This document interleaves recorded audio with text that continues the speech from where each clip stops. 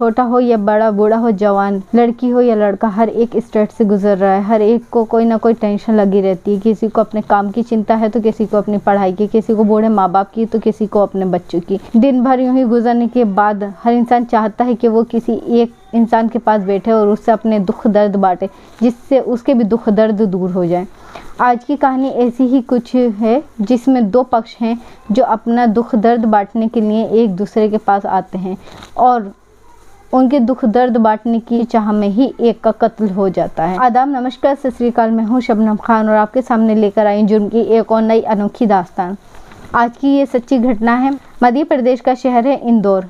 इंदौर का ही एक इलाका है महालक्ष्मी नगर MR 3। 5 दोस्त होते हैं जो एक ठेके पर बैठकर शराब पीते हैं और अपने दुख दर्द एक दूसरे से बांटते हैं। उसके बाद ये लोग एक पंजाबी ढाबे में जाते हैं और वहाँ पर खाना खाते हैं। ये जो दोस्त होते हैं इनमें एक का नाम था मोहित, हेमराज, सतीश, जितेंद्र, दिवांशु मिश्रा। ये 5 दोस्त थे। खाना खाने के बाद जब आधी रात हो जाती है, लगभग 1-1:30 बजे का समय होता है, तब ये कहते हैं कि अब काफ़ी देर हो चुकी है, हमें अपने अपने घर लौट जाना चाहिए। 6 अक्टूबर रात 1:30 बजे का समय था। ये लोग अपने अपने घरों की तरफ को चले जाते हैं और सतीश और दिवांशु मिश्रा, इन लोगों का जो घर था ये महालक्ष्मी नगर में था, सेक्टर R के इलाका। सतीश और दिवांशु मिश्रा स्कूटी पे बैठकर चले जाते हैं और जाने के बाद अपने रूम में सो जाते हैं। और सोने के बाद जो सतीश सुबह 7 अक्टूबर को उठता है और उठने के बाद जब अपने दोस्त दिवांशु की तरफ देखता है तो देखने के बाद उसकी चीख निकल जाती है। वो बेइंतहा चीखने और चिल्लाने लगता है। उसकी चीखों की आवाज़ सुनकर आसपास के लोग भी इकट्ठा हो जाते हैं और वो जब देखते हैं तो उनकी भी आंखें खुली की खुली रह जाती हैं, क्योंकि जो दिवांशु मिश्रा था वो बेड पर लेटा हुआ था, पूरी तरह से खून में तर था, वो मर चुका था और उसका बेड भी पूरी तरह से खून में भीगा हुआ था। उसको समझ में नहीं आता आखिर ये हुआ तो क्या हुआ, क्योंकि जब दिवांशु मिश्रा और सतीश कमरे पर लौटे थे तो वो बहुत ही ज़्यादा नशे की हालत में थे। अब सतीश याद करने की कोशिश करता है, कुछ धुलना धुलना सा उसे याद होता है लेकिन याद नहीं आ पाता। काफ़ी ही दिमाग पर वो जोर डालता है।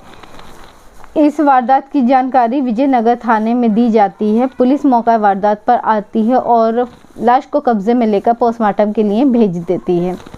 जो सतीश होता है उससे पूछा जाता है कि बताओ ये सब कैसे हुआ।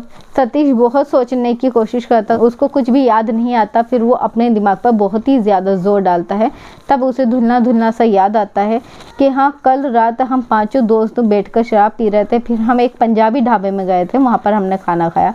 खाना खाने के बाद जब हम अपने अपने घरों के लिए निकल रहे थे तो पंचमुखी हनुमान मंदिर जो सतीश शाही चौराहा है वहाँ से हमारे पीछे एक बाइक लग गई थी। उस बाइक पर 2 लड़के और एक लड़की बैठे हुए थे। ये जो बाइक थी ये सतीश शाही चौराहे से अस्पताल की तरफ को आई। आने के बाद एक लड़की जो दिवांशु मिश्रा था उससे बोलती है, क्या तुम मेरे साथ संबंध बनाओगे? ये सुनकर दिवांशु बहुत चौंक गया और उसने इनकार कर दिया। इनकार करने के बाद उन लोगों ने मारपीट शुरू कर दी और बहुत ज़्यादा मारा, लेकिन हम नशे की हालत में थे और यहाँ पर चले आए। आने के बाद मुझे कुछ होश नहीं रहा। दिवांशु को यहाँ लिटाल कर मैं सो गया। अब सुबह उठा तो इसको मुर्दा पाया। पुलिस को सतीश की बातों पर यकीन नहीं होता। पुलिस काफ़ी सख्ती से भी उससे पूछताछ करती है लेकिन वो अपने बयान पर ही कायम रहता है। पुलिस तफ्तीश के लिए लग जाती है। जो इलाका उसने बताया था कि हनुमान मंदिर यानी सतीश शाही चौराहे से लेकर अस्पताल तक के जो बाइकें थीं जो वहाँ से गुजरी थी उन बाइकों को रोका गया। लगभग 1000 बाइकों की चेकिंग की गई लेकिन पुलिस के हाथ कुछ नहीं लगा। CCTV कैमरास जो थे उनको खंगाले गए लेकिन ऐसा कोई भी फुटेज नहीं मिला जिसमें 2 लड़के और एक लड़की बैठे हुए बाइक पर नजर आए। पुलिस फिर सतीश से पूछती है लेकिन सतीश अपने ही बयान पर कायम रहता है। सतीश बताता है कि मैं रियल एस्टेट कंपनी है जिसमें कर्मचारी हूँ और ये जो मरने वाला व्यक्ति था दिवांशु मिश्रा ये भी रियल एस्टेट कंपनी में ही अच्छी पोस्ट पे काम करता था। हम दोनों अच्छे दोस्त थे और हमारे 3 दोस्त और भी थे। हम 5 हफ्ते के हफ्ते यानी हर वीक में मिलते थे और मिलने के बाद हम लोग शराब पीते थे, खाना खाते थे, अपने दुख दर्द एक दूसरे को बताते थे। इसी तरह से हमारी स्ट्रेस थोड़ा कम हो जाता था। पुलिस पूछती है कि तुमने जैसे कि बताया कि इस व्यक्ति को मारा गया, मारने के बाद जब तुम वहाँ से आए तो रास्ते में बॉम्बे हॉस्पिटल भी पड़ा था, तो तुम इसको हॉस्पिटल क्यों नहीं लेके गए या तुमने पुलिस को सूचना क्यों नहीं दी? लेकिन सतीश यही बोलता है कि सर मैं उस समय इतना होश में नहीं था कि मैं कुछ भी कर पाता। बाद पुलिस फिर से अपनी जांच को और तेज़ कर देती है, खबरी लगा दिए जाते हैं। फिर पुलिस के हाथों एक ऐसा फुटेज लगता है जिसमें कि 2 लड़के बाइक पर बैठे होते हैं और एक लड़की होती है। वो फुटेज देखने के बाद पुलिस को लगता है कि सतीश जो कह रहा है वो सच कह रहा है। खबरी भी लग जाते हैं पुलिस के कहने पर।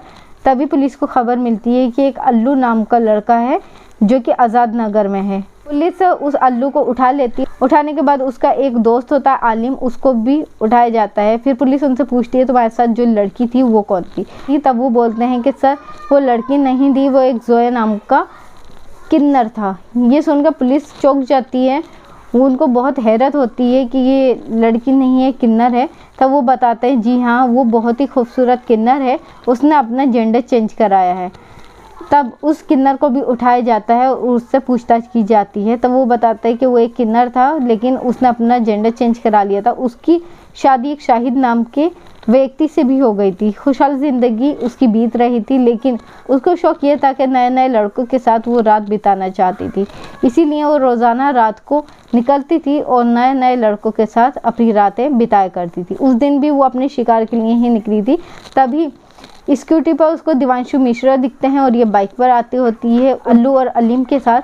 तभी ये उससे पूछती है क्या तुम मेरे साथ संबंध बनाओगे, मेरे साथ रात बिताना चाहोगे? दिवांशु मिश्रा को ये बात बहुत ही अटपटी लगती है कि एक लड़की 4 लोगों के बीच में ऐसा बोल रही है।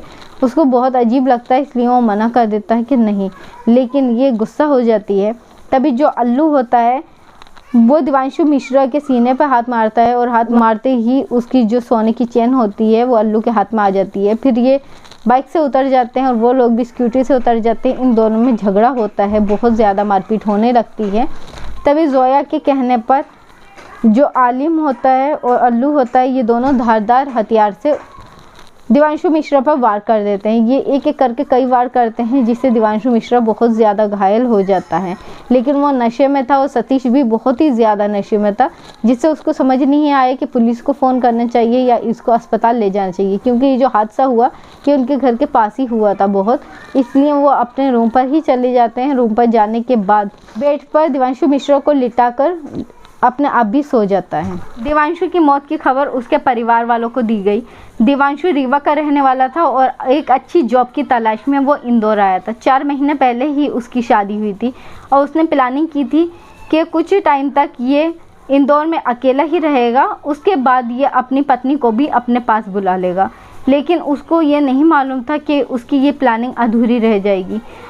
वो दोस्ती जो निभाने जा रहा है उस दोस्ती में उसको एक ऐसे मोड़ से भी गुजरना पड़ेगा जहां पर उसको अपनी जान से हाथ धोना पड़ेगा। जब दिवांशु की मौत की खबर उसके परिवार वालों को, उसकी पत्नी को लगी तो उनका भी रो रो कर बुरा हाल हो गया। पुलिस ने अल्लू, आलिम और जोया को गंभीर धाराओं में हिरासत में लिया और जेल भेज दिया। सतीश को भी लापरवाही के इल्ज़ाम में पुलिस ने हिरासत में लिया। सिर्फ इतना ही कहना चाहते हैं कि दुख दर्द हर एक के साथ हैं, ये हमारे जीवन का गहना है। अच्छी बात है कि हम अपने दोस्तों के साथ उसको शेयर करते हैं, उसका एहसास थोड़ा कम हो जाता है। लेकिन आप अपने दोस्तों से मिलिए जुलिए, लेकिन वक्त की पाबंदी करें। ज़्यादा रात को अकेले घर से बाहर ना निकलें, खासकर सुनसानी रास्तों से। जहां आपको लग रहा है कि रास्ता सुनसान है और रात आधी हो चुकी है, वहां पर कृपया करके सतर्क हो, क्योंकि आपके पीछे कौन आ रहा है, वो आपका साथी है या दुश्मन, इसका पता आपको नहीं होता। कभी कभी हमारी एक छोटी सी लापरवाही से हमारी जान भी जा सकती है। फिर हाजिर होंगे आपके सामने जुर्म की एक और सच्ची घटना को लेकर। जब तक कि आप अपने परिवार का ख्याल रखें, सुरक्षित रहें। वीडियो अच्छी लगी है तो वीडियो को लाइक करके चैनल को सब्सक्राइब करना हरगिज़ नहीं भूलें। धन्यवाद। जय हिंद।